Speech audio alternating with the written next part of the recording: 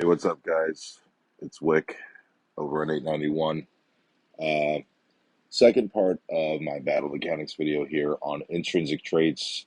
Did one on extrinsic traits, discussing how troops interact with each other and the battlefield itself, namely speed and range. This one's going to be a little bit about intrinsic traits, in terms of what the troops attack, HP, and defense are and do. And again, I want to go through a battle report from last Saturday's block, where we took on a 30 billion and were able to zero him. So just kind of want to walk you through the decision making, using both extrinsic and intrinsic trait decisions here. So again, back into the most important place where all of your battle mechanics lies is your rally spot here in your keep. And if you tap on that, you'll see, the troop details page will have all your troop tiers. And when you tap on each troop tier, you'll get that troop's intrinsic and extrinsic traits. And this video really going to focus on attack, HP, and defense. Um, and it's important to know that each troop has a general feature on those three traits. Most importantly, we'll start with ground. Ground is the HP tank. Anytime you've played any video game, PvP, in the last 20 or 30 years, there's always that tank. There's the one with the really high HP and the really high defense, and defense mitigates attack, but a very weak attack. For those of you who used to play Clash of Clans, which is probably the last big game I played, this is your golem. This is your monster that really is very weak at hurting other people, but can take a pounding. So kind of like being in Turkish prison, actually. So it's actually, this is the base numbers for your T14. You see the HP is massive. Defense is also pretty high, and the attack is pretty weak. You look over at range, and you'll see the range troops attack is actually stronger than the ground, but its HP is way less. I mean, you're talking about a third. Defense is about, a third also, but the attack is higher. And again, the extrinsic really is where the attack being higher helps you here, the range, as we discussed in the last video. But it's important to notice that it's actually stronger than your ground troop. Now you get to your mount troops, the strongest attack of them all. That's important to know. Again, the defense is a little lower, much lower than ground. And HP it's still better than ranged, but it's also weaker than the ground troops. Um, the armed catapults, again, the lowest numbers really amongst all of them, for attack, HP, and defense, but it makes up for it with this massive range, being able to hit from far away. Now, these intrinsic traits combine with the extrinsic traits to kind of give you that triangle where ground kills range, range kills mount, mount kills ground, and then siege comes in and can kill everything with enough numbers, but really is most useful against siege and range. Also, again, you looking more at range and speed helps you. Almost anything can really kill a siege, except for a range troop. The melee troops are always on top of the siege, and the siege really doesn't do enough damage to slow them down. So again, to know the generalities of that, I don't want to go too far into the esoteric stuff. I could go on for 45 minutes. By the way, one of the best videos I've ever seen on that stuff, on the really, really nitpicky stuff, is the stuff from Derek, aka Zoo, off of C4. I think he's brilliant. I actually get really mad when I see people like beating up on him in C4 Discord. I feel like people don't recognize how brilliant he is. I think he has a hard time breaking it down to like the pedestrian level, like I am. I mean, I'm a surgeon, and I even watch this stuff, and I'm like, this guy's like speaking almost another language. So, but I think he's absolutely brilliant. I think he's broken a lot of the code that has helped me, and I advise people strongly, go check out his videos. Don't beat up on him. I actually feel like it's like the mean kids picking on the nerds at the lunch table in high school. It gets me mad. He's a good kid. He's a great guy, and I think he's really figured out a lot of the stuff a lot of people were stumped with. I in particular very much was. Definitely go check out his videos. Then the other important thing I really think people don't understand is that your tiers change these numbers. And people don't look at the relationships. How much stronger is a T15 versus a T14 versus a T13? And what I find is that if you look at power alone, your power goes up by roughly 30% per tier, almost 20% for two tiers. I'm sorry, 200%, twice as much. So a T13 ground troop at 80 power and a T15 at 163, you're really at doubling for two tiers for power. But look at the relationships from the most important traits. HP, 87,000 at T13, and HP at 126,000 at T15. So when you jump two tiers, you pretty much almost get a 50% jump, which if you look at buff numbers and the raw numbers, it gives you a little bit more a way to quantify how much buff really matters on the field. And when I see somebody out buffing me by 50%, I'm like, wow, he's jumped me almost two tiers. So, if I'm hitting him with T13s and he's hitting T13s with an extra 50% buff on his HP, I feel like it's almost jumping a few tiers. Again, I might be off there, but again, it helps me. For me, I needed a little perspective. How much is really 10, 20, 30, 50% buff worth in the game? And it turns out it's a lot. It's a lot. Some people are like, oh, it's only 10, 20%. I'm like, that's almost a tier. So again, important to understand the relationship between tiers for the intrinsic troops. Now, based on the last video, and again, knowing what troops kill what, and that's kind of really basic knowledge that I think most people who play the game right now know.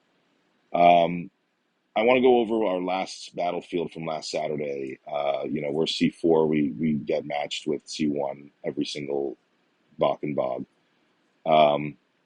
This wasn't any different. We took on Hippie Warriors from server 153.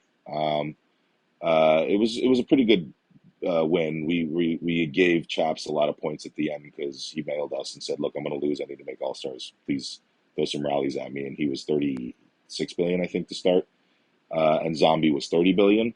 But we took him on. We took these guys on and zeroed Zombie. This is first attack. You can see him. He's 29 here. He started, I think, at 32. I started at 32. And again, based on the extrinsic video, right, you have a monster build here. We know he has monster siege.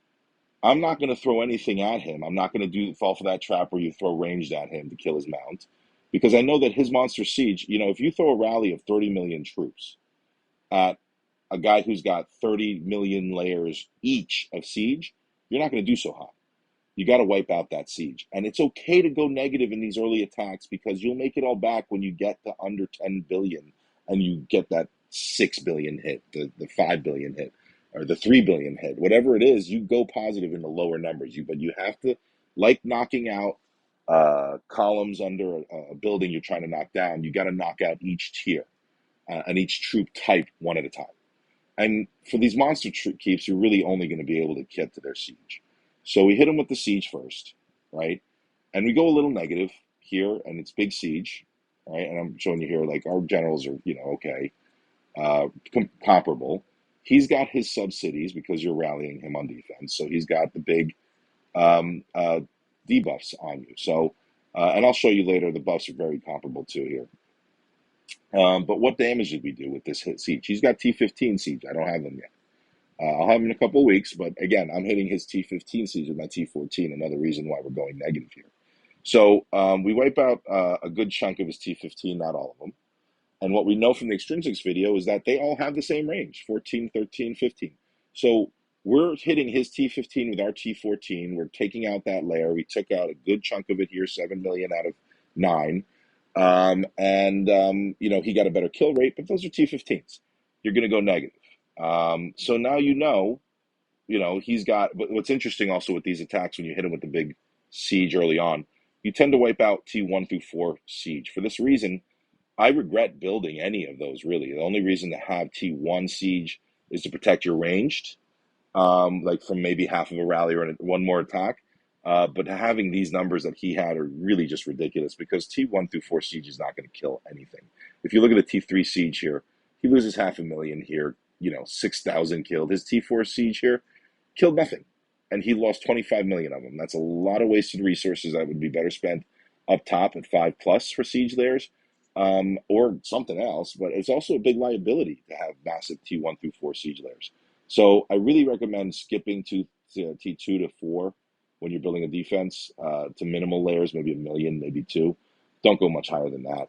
You're better off building a strong 5. Again, based on the extrinsic data that has T5 at a much longer range than T4 and 1. Second rally we hit him with, right? Another big rally. This is again the same, literally same rally. 30 million troops throwing them at, hit this guy, and he's got one. We go a little bit negative again. Same thing. We're trying to wipe out his siege, and that's pretty much what we do here. We're crushing it here. His 14 siege here, if you look at the bottom of the screen, gone. 13 siege, wiped out 2/3 of his army. So again, this is where you're going to go negative. It's okay. T13, 14, 15 siege is okay to go negative against, because here's the interesting thing. Once he runs out of T13, 14, 15 siege, right? Now you've got the range advantage that your siege gets to hit his siege when his siege can't hit back. You're getting unrequited hits. So once you wipe out 13, 14, 15, now you hit him again, right? And you'll see he's got monster 11 layers and monster 10 layers. He's got all the right build here. This guy had a great build. I got to give him that. A great defensive build. You'll see that the hits keep coming. He's like, again, the 500 million T1 siege. I don't know what he was thinking. Again, Big Monster 1 still trying to take out that last layer, and we do here. Now we've accomplished, even though we went negative by almost 1 billion, now it's game on, right? So now you have his T13, 14, 15 gone, all right? And to kill his 12s and take another chop at him without losing as much power, because I didn't like that we lost 1 billion on that last rally, next time I'm going to send T11. And that's what this is. That Septimus is my T11 Army General. And we go run a little bit closer here, and we still also do manage to kill quite a few of his siege here, right? Now it's game on. Now we have the siege advantage, and this is what happens now when you hit him, right? So now we hit him with the big siege. He doesn't have 13, 14, or 15 to answer, and we go stark positive, roughly 1 billion positive, maybe a little more, right? Again, knowing the siege range differences is what gave me that sick positive hit. Again, we're zeroing a 30 billion guy here. So again, it's not exactly, our best stuff, but it's more for educational purpose and trying to teach people how that extrinsic data will teach you who to hit and when. As time moves on and you get more practice with this, it becomes more like second nature. You just know to look at the report, check if that troop's gone. You're looking for that. It's very intentional that you're killing that layer. And when you cross over 13, 14, 15 gone, now it's time to crush them. Right? Now it's time to go positive. So now we keep going. Look at what we did here. Like once he lost his T13, 14, 15s, now we're just pounding his lower level siege because we're getting unreciprocated hits here. So we crush his 11, we crush his 10. I mean, it just goes on. 9, 8 gone. It's just now it's game on. Right now we've really done a good one of really getting rid of all of his siege. His siege is gone. And what did we say earlier, right? His siege is gone.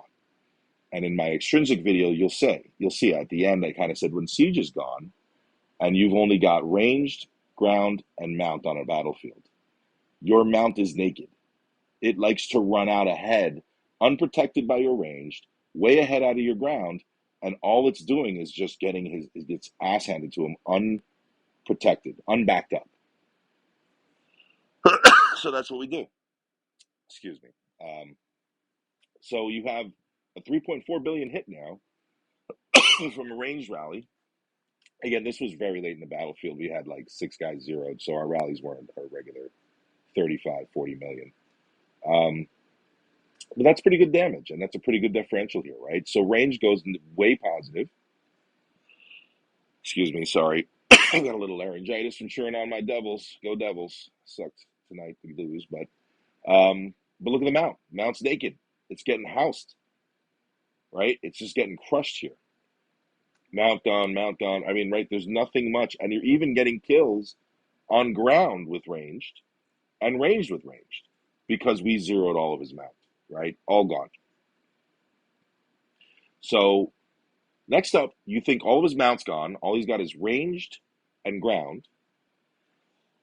You should be sending mounted in. Well, look at what they did here. This is clever defense. We send our mount rally. We were a little slow. It was late in the game. We were futzing around. We were up by like 60,000 points.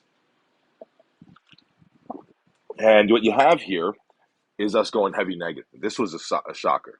And I had to go back at the report later and realize this is why. They sent in somebody who's a heavy coiner, has Douglas and Eleanor already, throws in a ranged reinforcement, and just his T14s alone, and the rest of the reports, it's just as bad as this. His T14, 13, and 12 range were all full armies, and they crushed. They took out like 5 million to 7 million each layer, when our entire rally was 30 million. Plus, they threw in a little more reinforcements here. So this was tough, right? This is good defense. This is good defensive play. This is also why sometimes you'll heal just a mount layer, garbage mount layer of T7 mount to mess up the mechanics of a mount rally. The mount's a little bit risky. It's usually some of the biggest wins, but it can also be really fudged up because of mechanics, because a ranged reinforcement threw in here and cut us out.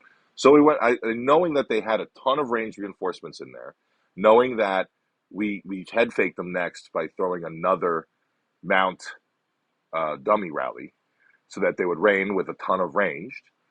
Then I said a quick siege wanted to kill all the rains and kill all the range in the back. And this is what we get. Now you have a guy who started at 30 billion. He's down to 4.7 billion. We hit him with 2.8 billion. And I know my teammate Hulk is probably giggling at this. I don't have a zero hit to show you because when we do this and we get somebody down the zeroable or soloable, Hulk likes to steal the money shot. I tell him he just threw in another attack 0-1 shot solo after this. So this is how you zero at 30 billion. And it did cost us some. I mean, it cost me, there were other attacks. This was over like 40 minutes. Knowing the order to go, we never really had the attack that really hurts you in a battlefield of throwing ground at it, because you really only want to throw ground at something that's got siege and range left, right? Wasn't really the appropriate time to throw ground at this. Ground is what he zeroed in with next after that there wasn't an appropriate time because knowing the order of the troops on the battlefield made me know exactly who's going to hit who and who's in range of what. So important to know. All he had left at the end of this was just a bunch of ground. Everything else is gone. This is that shot of buffs, debuffs. That wasn't his actual. That was only the first attack buff, but I noticed I think he forgot to rebuff, and he didn't have his keep for the siege. He didn't have the hanging Gardens of Babylon keep up. Once he had it up, he was at 2230. So once he buffed up, but his debuffs obviously were a lot higher than ours because he had his sub troops, his sub generals. That's the explanation on that. So hopefully this helps. I know that a lot of people talk about mechanics. I've been in the battlefield with a lot of people that leave me scratching my head, where I'll be holding a building with a ground army and they'll throw a ranged army at me. It's hilarious sometimes when I see guys with monster T15 and monster buffs, coin a lot more than I do, still beat me. And they have to have the T15s and the monster buffs because they're not choosing their troops wisely. They're not understanding the order of troops and which troops to send in that scenario. And they would do better, even though they still do great. So coining gets you so far in this game. Knowledge gets you further. And honestly, it's one of those things that I just want to see more of people knowing what they're doing. And if you have questions, hit me up on Discord, hit me up in the game. Always happy to answer. Thanks, guys. Bye.